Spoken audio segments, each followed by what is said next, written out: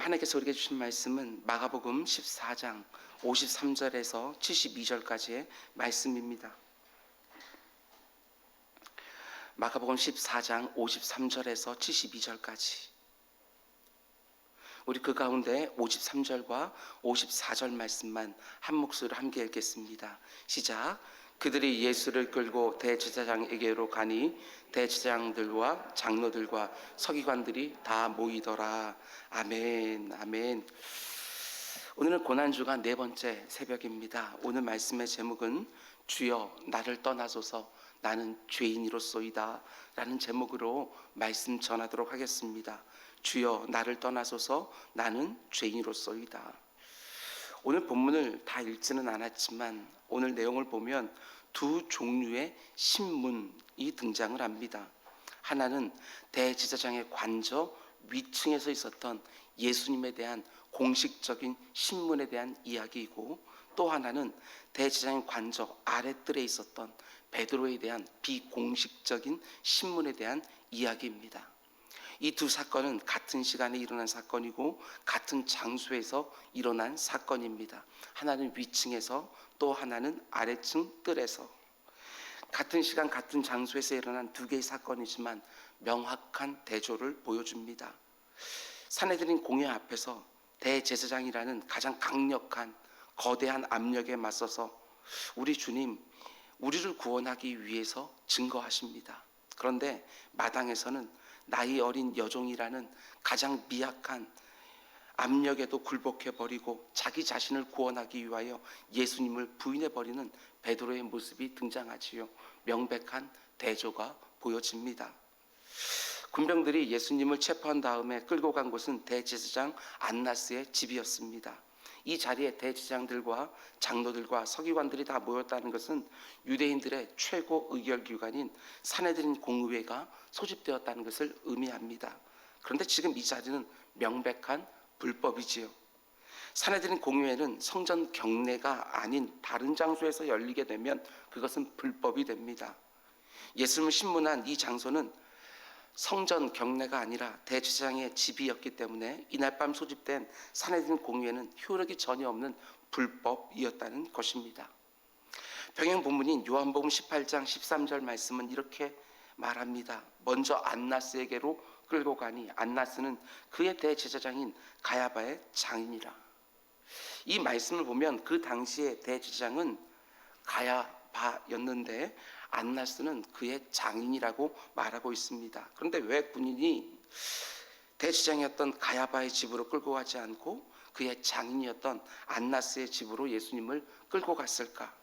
여기서 우리는 안나스 집안의 내력을 좀 이해해야 될 필요가 있습니다. 안나스는 주 6년에 구레네 총독에 의하여 대제사장으로 임명되었다가 그로부터 약 9년 뒤에 주 15년에 빌라도 총독의 전임자였던 그라투스 총독에 의하여 해임이 되었습니다. 그런데 대제사장은 전통적으로 종신직이었기 때문에 유대인들 가운데에는 로마 당국자들에 의하여 자기들의 대제사장이 바뀌는 상황에 대해서 분노하는 사람들이 많았습니다.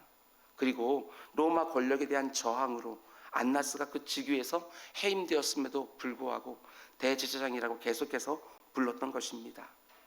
안나스는 대제사장이라는 직위에서는 해임되었지만 그 영향력은 여전히 강력했습니다. 그가 해임된 후에도 거의 25년 동안이나 자신의 5 아들들과 사위와 손자가 대제사장을 역임했고, 예수님이 잡히시던 시점에는 안나스의 사위였던 가야바가 대제사장을 맡고 있었던 것이지요. 그런 면에서 예루살렘의 실질적인 종교 권력의 수장은 가야바가 아니라 그의 장인이었던 안나스였다는 것입니다. 그래서 군인들이 예수님을 잡아서 가장 먼저 안나스의 집으로 끌고 간 것이지요. 여기서 또 우리는 묘한 대조를 또한 보게 되어집니다. 성전을 통해서 자기가 얻을 수 있는 이권을 지키기 위하여 혈안이 되어 있는 대제사장 안나스와, 그리고 우리의 죄를 사하기 위하여 하늘 보좌를 다 버리시고 이 땅에 오셔서 십자가를 지시는 예수님의 모습이 명확하게 대조가 되는 것입니다. 안나스라는 거짓 대제사장과 예수님이라는 참 대제사장의 대조가 바로 여기에서 드러나고 있는 것이지요. 그런데 아이러니한 게 무엇입니까? 거짓 대제사장이 참 대제사장을 오히려 신문하고 있다는 점입니다. 그런데 주님이 신문을 받으시는 이 자리에 베드로가 등장을 합니다. 54절 말씀 보면 베드로가 예수님을 멀찍이 따라 대제사장의 집 뜰 안까지 들어가서 아랫 사람들과 함께 앉아 불을 쬐더라. 베드로가 예수를 멀찍이 따라. 전에는 예수님 바로 옆에서 늘 바짝 붙어서 주님을 따라갔는데 지금은 멀찍이 따라왔다. 베드로의 마음이 지금 굉장히 복잡한 것입니다. 예수님을 아예 버리지도 못하고 함께 동행하지 못하고 그저 안전거리를 유지한 채 안나스의 집까지 따라서 들어온 것입니다. 베드로가 이렇게 멀찍이 따라온 것은 두려움과 사랑이 뒤섞여 있는 매우 미온적인 신앙이라고 말할 수 있습니다. 주님을 버리지도 못하고 그렇다고 바짝 따라가지도 못하고 이런 신앙 형태에 대해서 부활하신 주님께서는 계시록 3장 15절에서 이렇게 책망합니다. 내가 네 행위를 아노니 네가 차지도 아니하고 뜨겁지도 아니하도다. 네가 차든지 뜨겁든지 하기를 원하노라. 오늘 이 말씀을 우리가 좀 진지하게 받기를 원합니다. 고난주간의 목요일 새벽 나도 혹시 베드로처럼 안전거리를 철저하게 확보하고 신앙생활을 그렇게 오래 했음에도 불구하고 더 가까이 가지도 않고 더 멀리 떠나지도 않은 채 주님을 따르고 있지는 않았는지 우리는 돌아보아야 할 것입니다. 여러분, 주님을 바짝 따라가시기를 바랍니다. 언제나 말하는 것처럼 주님과 나의 거리가 너무나 중요한 것이지요. 이번 고난 주간을 통해서도 우리가 혹시 코로나19 가운데 속에 주님과의 거리가 이렇게 멀리 떨어져 있던 분이 계셨다고 한다면 더욱더 바짝 주님께 다가가는 시간이 되기를 원합니다. 주님과 함께 이런저런 영광도 함께 누리고 주님과 함께 이런저런 고난도 우리가 피하지 않기를 원합니다. 단 한 번밖에 할 수 없는 신앙생활 제대로 원 없이 하는 우리 모두가 될 수 있기를 주님의 이름으로 축원을 드립니다. 여러분, 그런데 베드로가 안나스의 집 안으로 들어가서 사람들 사이에 섞여 불을 쬐고 있을 때 어떤 일이 벌어지지요? 먼저 66절과 67절 말씀입니다. 베드로는 아랫뜰에 있더니 대제사장의 여종 하나가 와서 베드로가 불 쬐고 있는 것을 보고 주목하여 이르되 너도 나사렛 예수와 함께 있었도다 하거늘. 예수님은 지금 위층에서 대제사장 안나스에게 신문을 받고 계시고 베드로 역시 아랫뜰에서 어린 여종에게 신문을 받기 시작하는 것입니다. 너도 나사렛 예수와 한패 아니냐. 그러자 베드로가 어떻게 하지요? 첫 번째로 부인을 합니다. 68절 베드로가 부인하여 이르되 나는 네가 말하는 것이 무엇인지 알지도 못하고 깨닫지도 못하겠노라 하며 앞들로 나갈세. 여기서 알지도 깨닫지도 못한다는 말은 같은 말입니다. 같은 말을 반복하면서 나는 저 예수를 정말 모른다고 아주 강하게 부인하는 것이지요. 그렇게 딱 잡아떼고 난 다음에 어느 쪽으로 갑니까? 앞들로 나갈세. 아랫뜰에 있다가 왜 앞들로 나아가느냐? 출입구 쪽으로 간 것입니다. 여차하면 도망가기 위해서 베드로가 문 쪽으로 옮겨갔다, 이렇게 말하는 것이지요. 베드로가 문 쪽으로 간 것을 보고 이 여종이 이번엔 옆에 있는 사람들에게 자신의 확신을 다시 한번 강조합니다.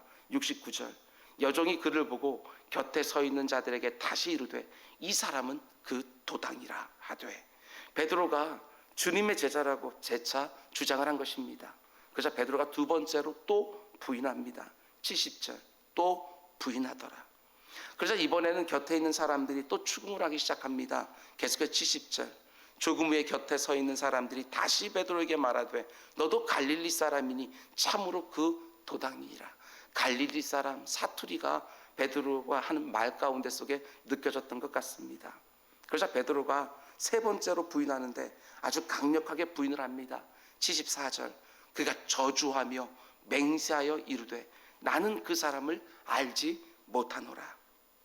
여기서 베드로는 누구를 저주했다고 생각하십니까?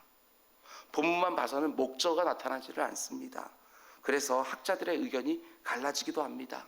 어떤 학자들은 베드로가 예수님을 저주했다, 이렇게 말하기도 하고, 또 어떤 학자들은 베드로가 자기 자신을 저주했던 것이다, 이렇게 말을 합니다.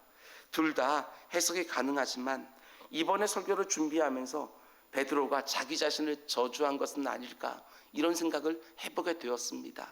이전에는 베드로가 예수님을 저주했지 이렇게 생각을 했지만 이제는 좀 다른 해석을 더 따르고 싶은 마음이 제게 있습니다. 베드로가 자기 자신을 저주한 것이라면 이런 뜻이겠지요.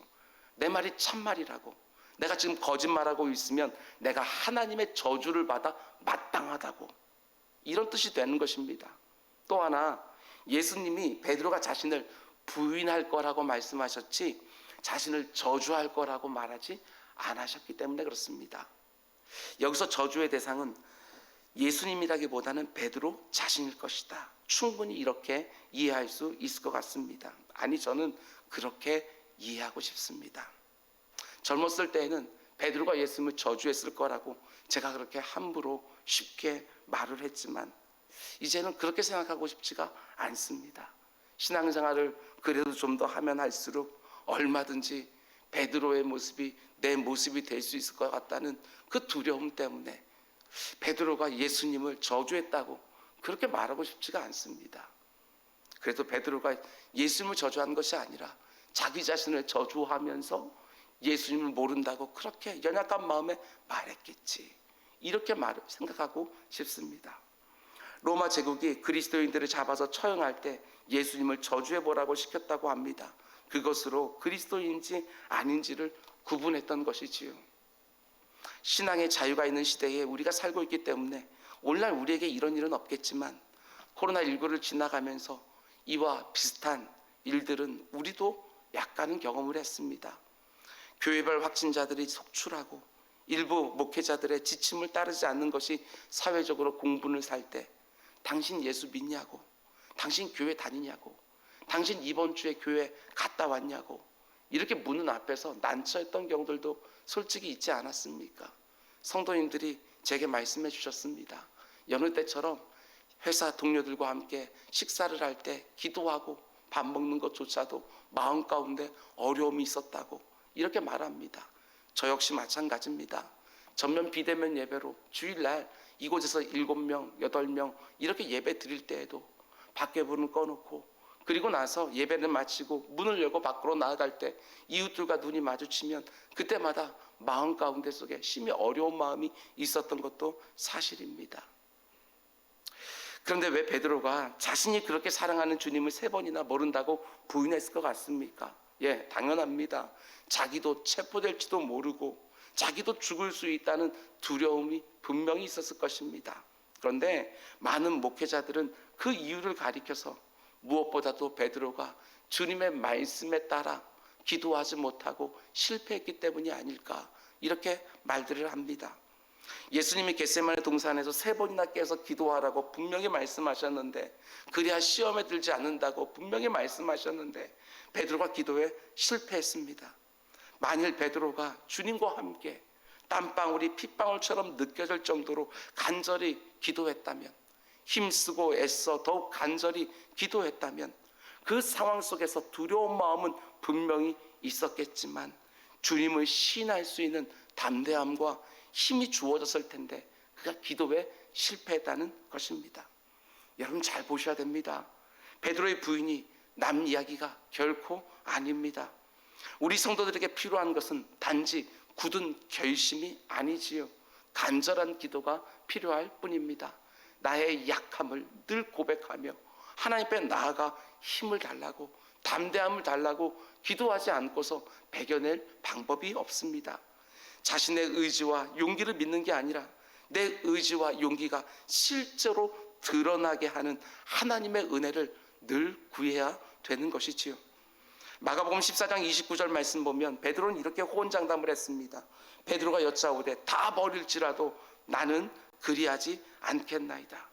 저는 그때 베드로의 이 말이 진심이었다는 것에는 전혀 의심하지 않습니다. 베드로는 뱃사람입니다. 누구보다도 우직한 사람입니다. 진심으로 고백했을 것입니다. 그런데 문제는 자기 자신을 몰랐다는 것이지요. 자기 자신에 대해서 잘못된 확신을 가지고 있었던 것입니다. 베드로의 모습 앞에서 혹시라도 내 안에 내 자신에 대한 잘못된 확신을 가지고 있는 분이 계신다면 그거 신뢰하지 마시기 바랍니다. 내 의지와 내 용기를 가지고 주님을 끝까지 절대로 따라갈 수가 없다는 사실, 우리 다시 한번 보아야 할 것입니다. 계속해서 오늘 본문을 보면 베드로가 세 번째 부인했을 때 닭이 두 번째 울었고, 베드로는 그제서야 예수님이 하신 말씀이 기억나서 울었다고 말을 합니다. 본문 72절 말씀입니다. 닭이 곧 두 번째 울더라. 이에 베드로가 예수께서 자기에게 하신 말씀, 곧 닭이 두 번 울기 전에 네가 세 번 나를 부인하리라 하심이 기억되어 그 일을 생각하고 울었더라. 참 비통한 눈물이었을 것입니다. 후에 막심한 눈물이었을 것입니다. 기도의 자리에서 쏟지 못한 그 눈물이 주님을 세 번 부인한 다음에 비로소 쏟아지기 시작했던 것이지요. 기도할 때 눈물을 흘렸다면 지금 눈물을 흘릴 일이 없을 터인데, 기도할 때 눈물을 쏟지 못하니까 이렇게 주님을 세 번이나 부인한 다음에 그 절절한 눈물을 이제서야 흘리고 있는 것이지요. 기독교 전승에 의하면 그날 이후로 베드로는 닭이 우는 소리를 들을 때마다 무릎을 꿇고 눈물을 흘리며 회개했다고 합니다. 하나님은 분명히 용서해 주셨을 것입니다. 우리 주님 역시 분명히 용서해 주셨을 것입니다. 그런데 이 베드로의 마음 가운데 속에는 그 닭 울음소리가 자기를 늘 경성시키는 영혼의 알람으로서 작용했을 것은 분명합니다. 여러분, 그날 밤 베드로는 그동안 자기 자신에 대한 모든 확신이 다 깨져 버렸습니다. 자기 안에 있다고 생각했던 그 믿음도 다 깨어져 버렸습니다. 모래알처럼 다 부서져 버린 것이지요. 예수님은 베드로에게 그 이름을 게바, 반석이라고 붙여주었습니다. 그러나 그날 밤 베드로는 그 반석 같은 줄 알았던 자기가 모래알처럼 다 깨어지는 것을 경험할 수밖에 없었습니다. 그게 바로 자기의 본 모습이었던 것이지요. 확신했지만 확신할 거 없었습니다. 그게 자신의 모습이었습니다. 예수 그리스도를 온전히 의지하지 아니하고 말씀 붙들고 기도하지 않는 우리들의 모습은 이렇게 바닥을 칠 수밖에 없는 것이지요. 그런데 여러분, 저는 여기서 이런 생각을 해보았습니다. 가룟 유다도 울지 않았을까? 이런 생각을 해보았습니다. 유다가 후일 자신이 주님을 판 일로 그 죄책감 속에서 스스로 목숨을 끊게 되지 않습니까? 어쩌면 베드로보다도 몇 날 며칠을 더 울지 않았을까? 이런 생각을 해보았습니다. 여러분, 저는 가룟 유다와 베드로의 차이는 죄질의 차이라기보다는 후회하는 사람과 회개하는 사람의 차이라고 보았습니다. 본문에서 베드로가 자신이 세 번 주님을 부인한 것을 무릎을 꿇고 눈물을 흘리며 회개했던 것처럼 가룟 유다 역시 자신이 예수님을 은삼시에 팔아버린 것을 진심으로 회개했다면 어떻게 생각하십니까? 예수님이 가룟 유다의 죄도 용서해 주셨겠습니까? 저는 분명히 용서해 주셨을 거라고 믿습니다. 잘 들으시기 바랍니다. 예수님은 가룟 유다의 배신 때문에 십자가에 달려 죽으신 것이 아니라 가룟 유다와 같은 죄인들조차도 구원해 주시기 위하여 십자가 위에 달리셨기 때문에 그렇습니다. 다시 한번 말씀드립니다. 가룟 유다 때문에 십자가에 달려 죽으신 것이 아니라 앞으로 등장할 수많은 가룟 유다들, 저와 여러분같이 연약하기도 하고 악하기도 하고 늘 뼛속까지 엉뚱한 것들을 채워서 살아가는, 그래서 언제라도 될 수 있는 가룟 유다들, 이런 우리들도 구원해 주기 위하여 우리 주님은 십자가에 달려 죽으신 것입니다. 가룟 유다의 비극은 예수님을 배신했다는 것이 절대로 아닙니다. 끝까지 회개하지 못했다는 것, 이게 진짜 비극입니다.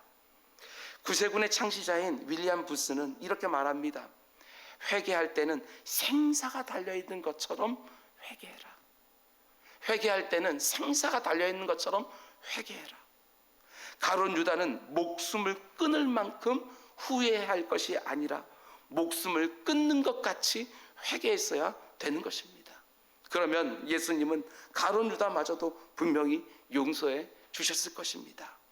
이게 참 무섭습니다. 누구나 다 죄를 지을 수 있습니다. 그러나 죄를 지었을 때 그저 후회하는 자리에 머물게 하는 것, 이게 악한 사단마귀가 하는 짓이지요. 회개의 자리에 나가지 못하게 하고 그저 죄책감 속에 살게 하는 것, 이게 악한 사단마귀가 하는 짓입니다.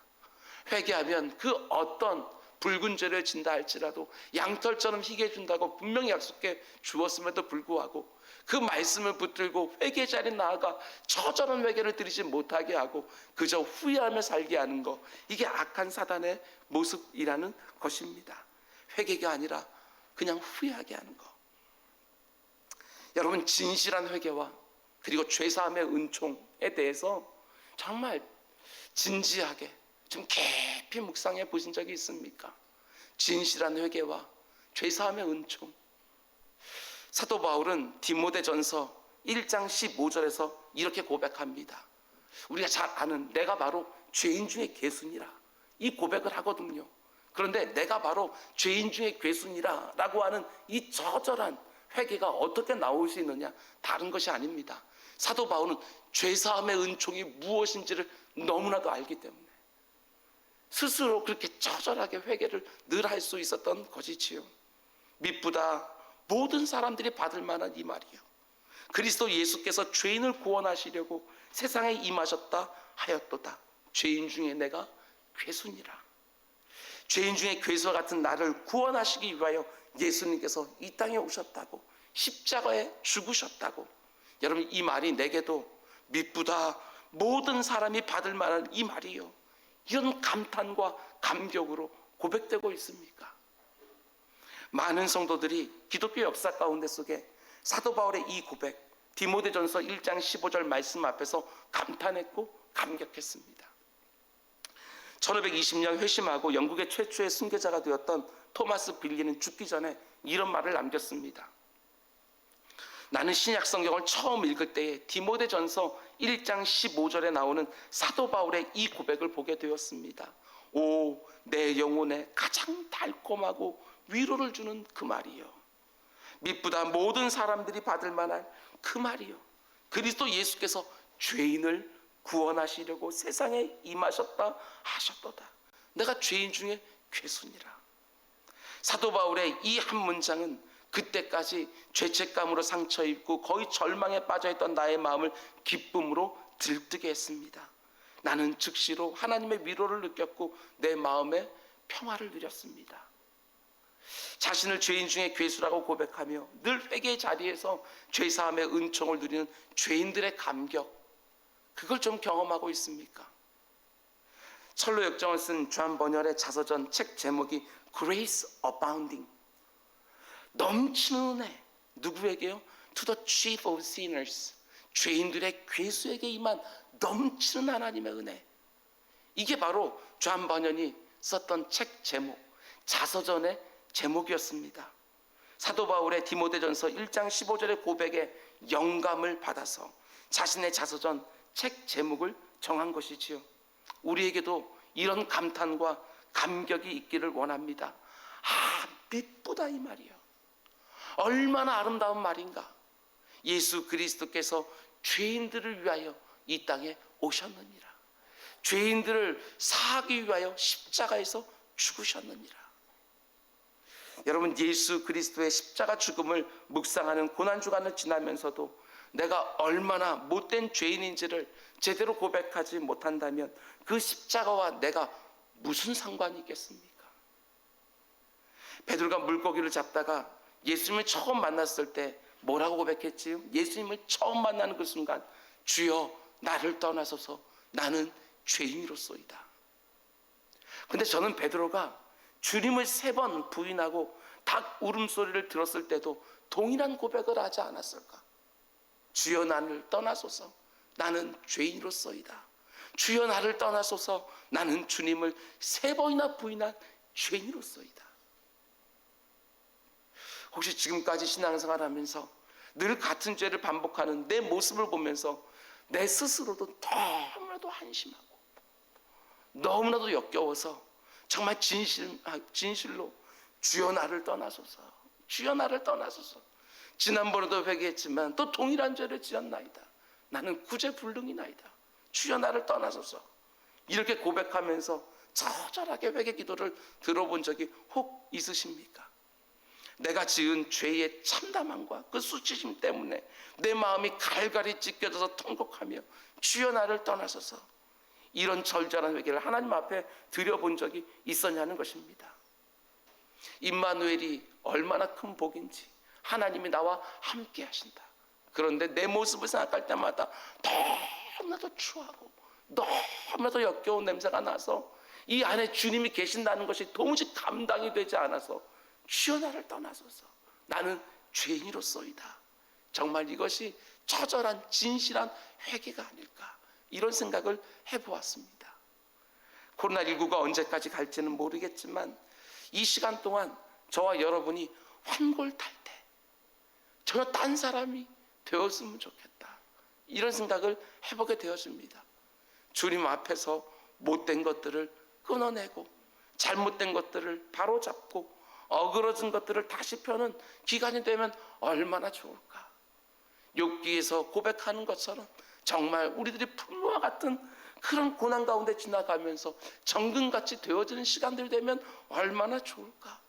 그저 어려운 시간들이 그저 다 지나기까지만 숨지고 기다리는 것들이 아니라 그 기간을 통해서 정말 하나하나 내 못된 것들을 주님 앞에 내어놓고 날마다 옛사람을 죽여가며 회개를 통하여 날마다 내 안에 새 사람이 다시 태어나는 그런 기회가 되면 얼마나 좋을까.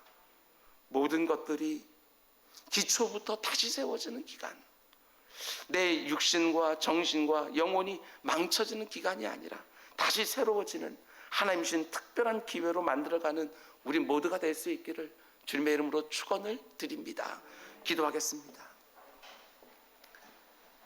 사랑하는 아버지 하나님, 그날 저녁에 닭 울음소리를 들으면서 베드로가 완전히 부서져 버린 것처럼 지금 경험하고 있는 이런저런 내 인생의 문제들이 나에게도 닭 울음소리처럼 들려져서 내 안에 여전히 남아있는 완고함이 깨어지게 하시고 그 교만함이 부서지게 하시고 영적 무감각과 게으름이 다 깨어져서 완전히 새롭게 변화될 수 있는 은혜를 우리 모두에게 허락하여 주옵소서.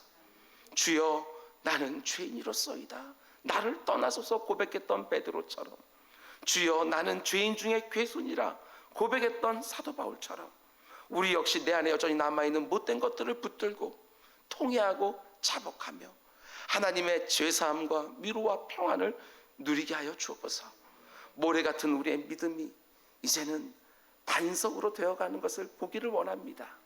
그 위에 내 삶의 모든 것들을 다시 새롭게 세워가는 우리 모두가 되게 하여 주옵소서. 예수님의 이름으로 기도드렸습니다. 아멘.